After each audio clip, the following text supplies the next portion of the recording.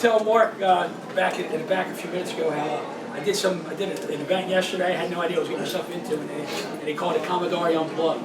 And they asked me to come up and just sit there and speak to some agents and tell them a little bit of my story, how I got to where I'm at, and it's part of the journey, you know. And I thought I was just going to be on a panel answering questions. Next thing you know, we were an hour and 40 minutes later, and we had a blast, man. It was so just go ad-libbing the whole thing, you know. It just went really super smooth.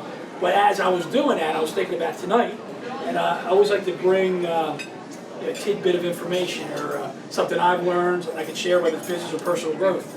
So, how many people are gardeners? Professionally? I'm a homebody, you know. So I just started taking this thing up 2 years ago. Bill, you and I talked about this a little bit, you know. So I just started taking.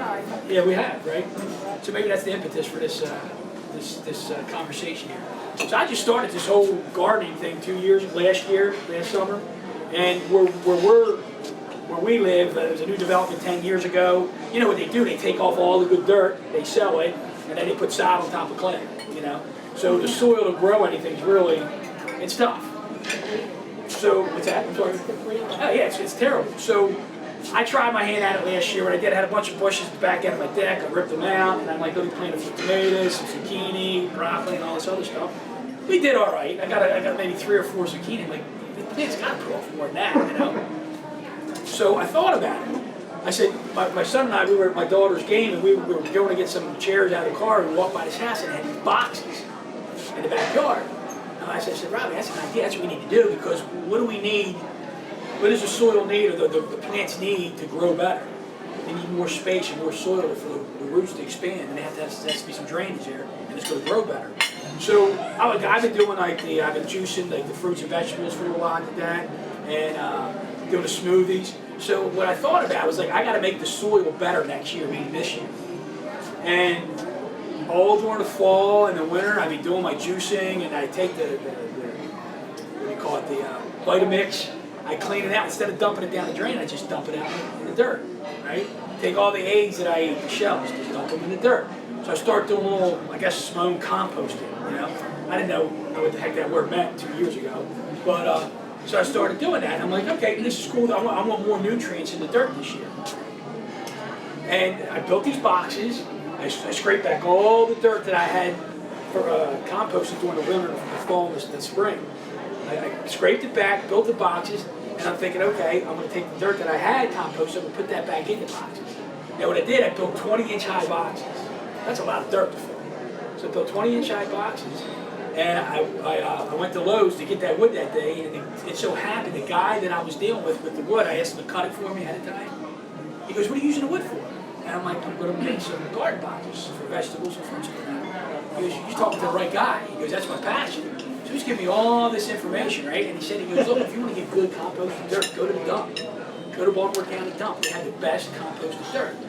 So I'm like, I didn't know I'd get it. He goes, it's free. I said, well, we're really paying for it. The taxes paid for it, right? So I built the boxes. I went up to the dump a few times. I got all this dirt. I put it in the bottom of the boxes. I took my dirt, put it in the top. Then I went to the Lowe's and I bought some Miracle Grow dirt, right? So what am I doing all along here? What am I doing with the garden? What am I doing? I'm cultivating, nurturing, fertilizing, right? And then a buddy of mine, he's Rob, to really make this thing work, you either got to have chicken manure or horse manure, right? So I went up to this house, we got these bags, and I took home 300 pounds of horse manure. How do I know it's 300 pounds? Because I have 40-pound bags, and fill them most of the way up, and just load them in the car. And then to tell you, the funny part is, I was worried about it smelling. Manure a year old doesn't smell. I put it in the garden, no smell at all, right? But not that that's important to the conversation. You're thinking horse manure. So I put that in the dirt. So I till it. I'm tilling, right? So I'm prepping my garden. So let me switch gears. What do? We all have our businesses, right? what do we do with our clients? Do we have our own databases? Right? And are we cultivating the database? We should be doing that stuff all year long. You know? So now I'm doing this garden thing, and as I'm messing with the dirt, I'm like, this is the same thing I do in my database. You know, I plant seeds. I cultivate, I fertilize, I nurture. You know, and I set it up. I set the database, the foundation of the database up to produce some fruit later on. But we should be constantly doing it with the database. Constantly.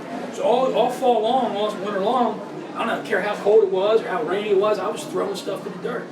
So it can start to get more nutrients and more foundation for the plants. So now I got everything together, got it all tilled, I got 3 empty boxes and some land on the side, and I'm looking at it and I can visualize what was coming. You know, especially with the horse manure. I knew this thing was going to look good. So I planted some seedlings in the house. Took about 2 weeks, you know, for everything to start sprouting, right? And then I went out and I planted them in the garden. Now, as a side note, if you ever read your vegetable, the little thing that comes, little stake that comes with it, it says plant so far deep, so many feet apart or so many inches apart. Well, I think sometimes like in our stubbornness to get more, we plant more together, and hoping it's good. I don't care what that says. I'm going to plant them close together and get more out of it. You know, I got a lesson there. So I got this 4x7 box, this zucchini box, right? It's all my zucchini, and I put 6 zucchini plants in a 4x7 box. If you read the directions for planting zucchini, it says plant 3 feet apart. I got 6 in a 4x7 box. I'm like, I'll show them. I know what I'm doing. I got horse manure, man. I got horse manure working for me, man. I'll show them, right? I take 6 tomato plants and I put them in a 4x4 box. And I'm like, it says 18 inches apart. I put them a foot apart. I'm like, I'll show them. You know? And I got eggplant, and it says put your eggplant 24 inches apart. And I put 5 eggplant in a 4x4 along with 5 pepper plants in a 4x4. Right? So I'm like, this is cool, man. I can't wait to see the fruits from the labor, you know, the fertilization, the cultivation, all that. I can't wait, right? So things start growing, right? Start watering every day, knowledge, temperature, cultivating, right? Next thing you know, man, I swear to you, I think my garden is on steroids. The zucchini plants start coming up. I'm like, I can't believe these leaves are as big as they are. They're soon. The tomato plants start coming up. I'm like, you know, it's only been 3-4 weeks, and these things are shooting up pretty quick, right? So what I have now is I have 6 zucchini plants. I swear, I'm pulling zucchini out of my garden this big, right? I'm proud of my genetically enhanced vegetable garden. But as I'm doing this, I'm thinking, okay, zucchini is not producing, there's one plant that's not producing anything. It's got the flowers going, but no fruit, no zucchini's growing on it. And I'm telling myself, why is that happening, right? My tomato plants, I had 6 plants, right? They're shooting up. Now it looks like I got one big tomato bush, right? And it's flowering, but no fruit's coming from it. My eggplant's coming up, it's flowering, nothing's happening, right? I'm like, what the hell's going on here? I got the dirt right, I got the plants in there, I've done everything right, but nothing's happening, right? And I thought about it. In my business, right, when I'm going to list a house for sale, I always tell people less is more. Less on the walls means more wall space. Less on the floor is more floor space. Less on the counter is more counter space. People are always looking for space.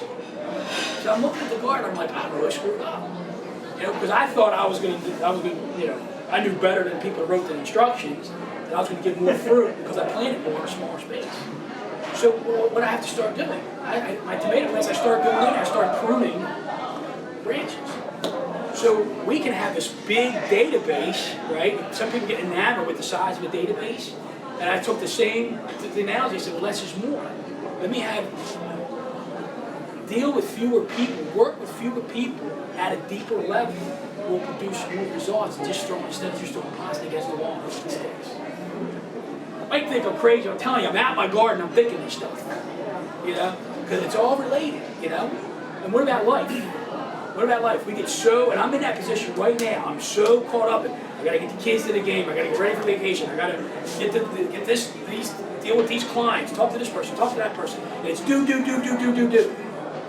No pun intended, do. Instead of just being. Because what happens is, you get so caught up in doing, we don't have time to be. We're supposed to be something we're supposed to be. That plant's supposed to produce fruit, it's supposed to be. but I'm not giving it the conditions and the surroundings to let it be what it's supposed to be and do what it's supposed to do. So less is more. So I started trimming down and pulled out a zucchini plant.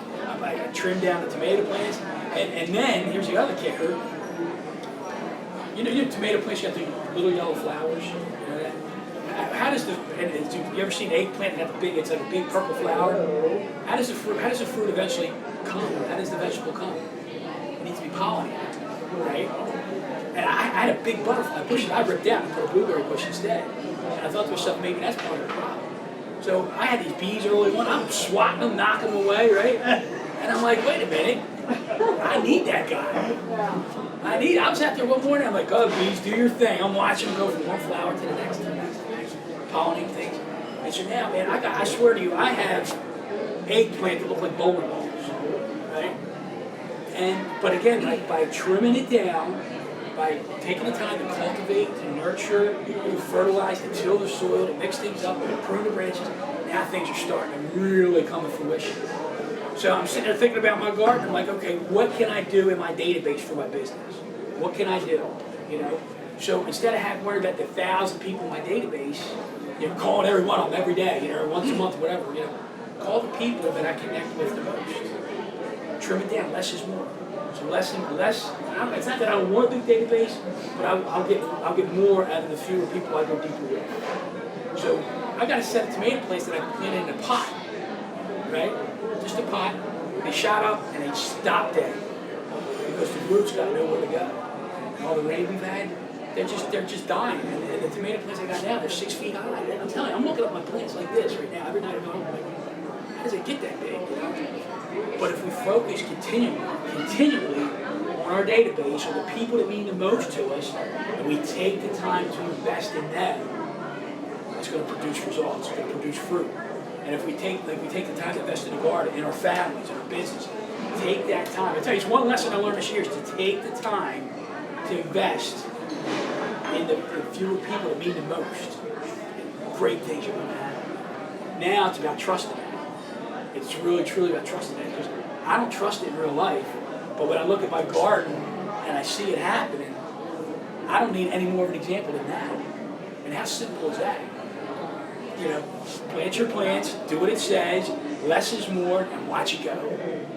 It's like this thing called life. It's an open book test. Call it the Bible, call it the Torah, call it these personal growth books. It's right there in front of us, right? Here's the steps. This is what you need to do.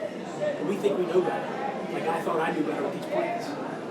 I don't need to read the book. I don't need to study the information. I don't need to cultivate and fertilize the garden. I know better. But it's an open book test for all of us.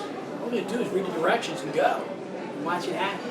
So I'm having fun gardening this year. I'm really having fun. And I'm cooking more now because I got all the stuff growing like it can't go to waste. So I go home tonight, I'm making eggplant tonight. That's what I'm doing. I cut and sliced up all these eggplant last night, and I'm going to cook it up and I'm going to freeze it, and then go down to Ocean City with it next week to make an eggplant, like an eggplant parmesan, So I'm cooking, and I think my wife likes me that I'm cooking more, I think. But just the idea of getting involved in this garden, getting involved in something, focusing on it, and enjoying it will help you in other areas of your life. Like if you remember, I'll finish with this. If you remember, I went to have an easel up here and had the 5 areas in your life. You remember what those 5 areas were? The five spheres of influence in your life? Does anybody remember those? Anybody give it a shot? No, you've been enough of these. Remember these circles? Remember what I had for breakfast? So there's 5 areas in your life. You got spiritual, financial, family, business, and then your personal sphere. Whatever you want to do in your personal area, right? But we focus so often on the finances that we leave our personal lives to dry up. We're not praying. We're not spiritually in tune. We forget about our families. Work 80 hours a week. You got your dog. You work 80 hours a week. What you get your dog for? But we leave things fall to the wayside because we're focused on the money. But my thought is, if you focus spiritually, you focus on your family, and you focus on your personal well-being and your business, the money's going to come. The money will come. And we're responsible for the activities to what we do to enhance that. And those activities, like I did in my garden, fertilizing, composting, doing all this stuff on a daily basis, those activities with consistency over time produce results. And ordinary things done over time with consistency produce extraordinary results. So my encouragement is, hey, let's not just focus on business, focus on our lives. Keep it simple, keep it less is more, keep it simple, and just watch things go. Focus on one or two things and watch it go. Now I'm preaching here, let me tell you, I got to practice what I'm talking about. But I put it out there because, that's what we do, right?